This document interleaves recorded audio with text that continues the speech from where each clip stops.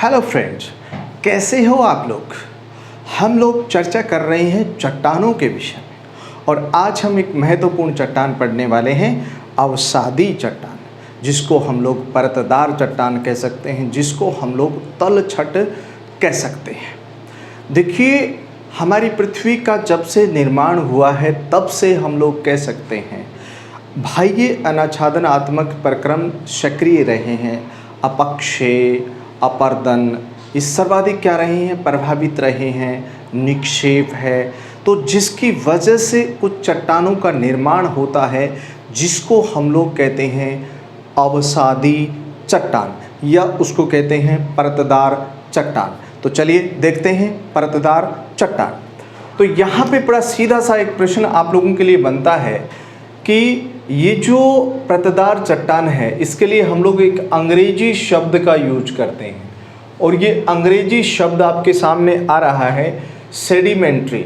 और ये सेडिमेंट्री जो शब्द है ये लैटिन भाषा के सेडीमोटम से बना है। किससे बना है? सेडीमोटम से बना है, ध्यान रखना।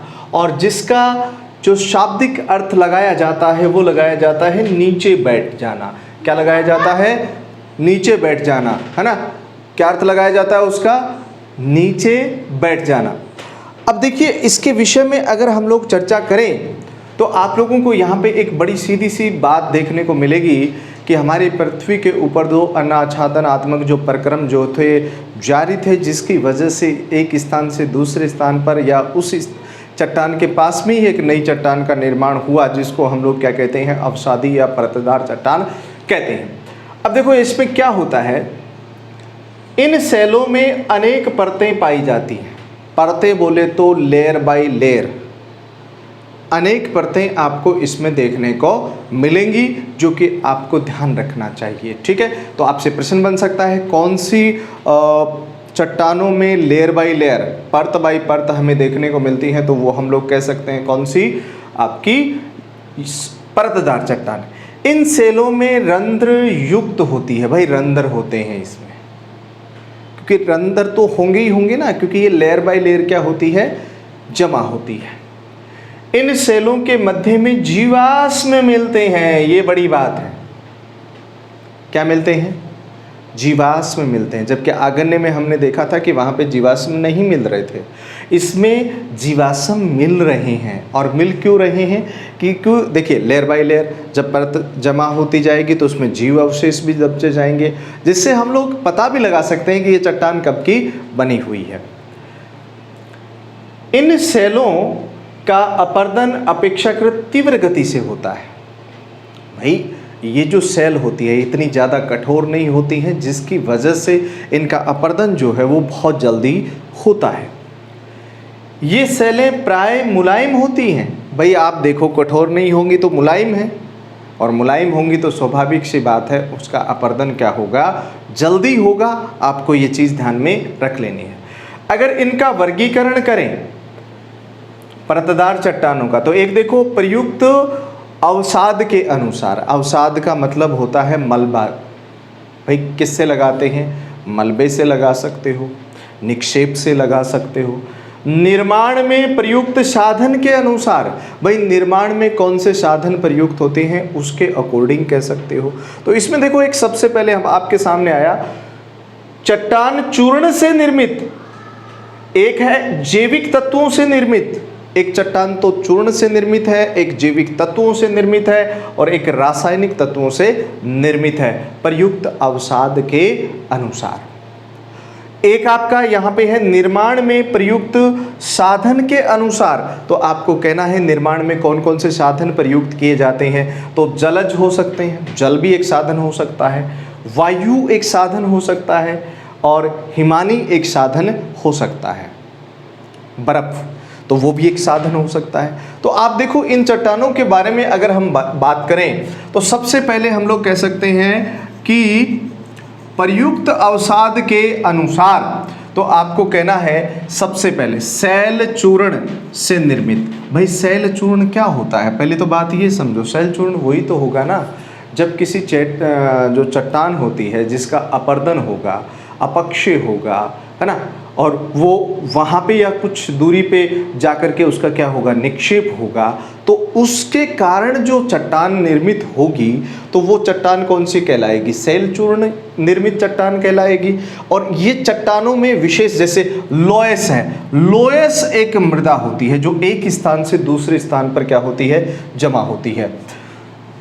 बालू का पत्थर ये भी हो सकता है, कोगलो मेरट या चिका मृदा हो सकती है, मिट्टी हो सकती है, जो कि आपके उदाहरण किसके हैं, शैल चूर्ण के उदाहरण हैं, ध्यान रखना।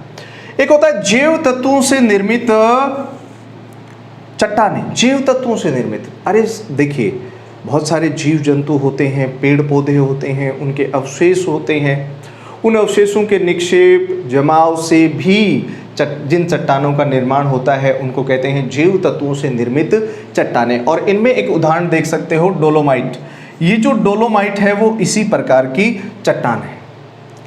उसके बाद में आप देखोगे यहाँ पे आता है कार्बन प्रधान सेलें, कौन सी सेलें, कार्बन प्रधान सेलें। भाई इसमें भी आप कह सकते हो जीव अवशेष प्रयुक्त हो सकते हैं। जैसे जीव अवशेष का मतलब आप यूँ समझो जैसे कि हमारी जो वनस्पति होती है, कौन सी, वनस्पति, वनस्पति जब दो चट्टानों के बीच में दबती है तो वहाँ पे कोयला युक्त चट्टानें निर्मित होती हैं। जैसे हमारा कोयला है वो कोयला इस प्रकार से बनता है, तो ये भी आप कह सकते हो। उसके बाद में एक अगला पॉइंट है इसमें रासायनिक तत्वों से निर्मित, जो अरे रासायनिक तत्व हैं उनसे निर्मित जो चट्टानें हैं, जैसे खड़िया मिट्टी है, सेल खड़ी है, नमक है, ये सब किससे बनते हैं, रासायनिक से बनते हैं, रासायनिक तत्वों से बनते हैं, खड़िया मिट्टी, सेल खड़ी या नमक, ये ध्यान में रख सकते हो। एक अपना 2 नंबर यहाँ पे है निर्माण में प्रयुक्त साधन के आधार पर, मतलब कौन सा साधन प्रयुक्त हुआ है उसके निर्माण में। तो यहाँ पे सबसे पहले है जलज निर्मित शैलेज। जलज का मतलब होता है कि जल के द्वारा वो जो मलबा है या अपर्दन किया जाता है या अपक्षय किया जाता है और उसका कहीं दूसरी जगह पे या उसके पास में डिपॉजिट किया जाता है, तो वहाँ पे जो चट्टान बनेगी वो चट्टान क्या कहलाएगी, या तो सागर में बनेगी तो सागरीय कहलाएगी, झीलकृत बन जाएगी, और नदीकृत चट्टानें बनेगी। तो नदियाँ भी एक जगह से दूसरी जगह पे मलबे को ले जा करके क्या करती हैं, स्थापित करती हैं। वायु निर्मित शैलें, वायु निर्मित मतलब हवा के द्वारा एक जगह से मिट्टी को उड़ा करके दूसरी जगह पे पहुँचाया जाता है।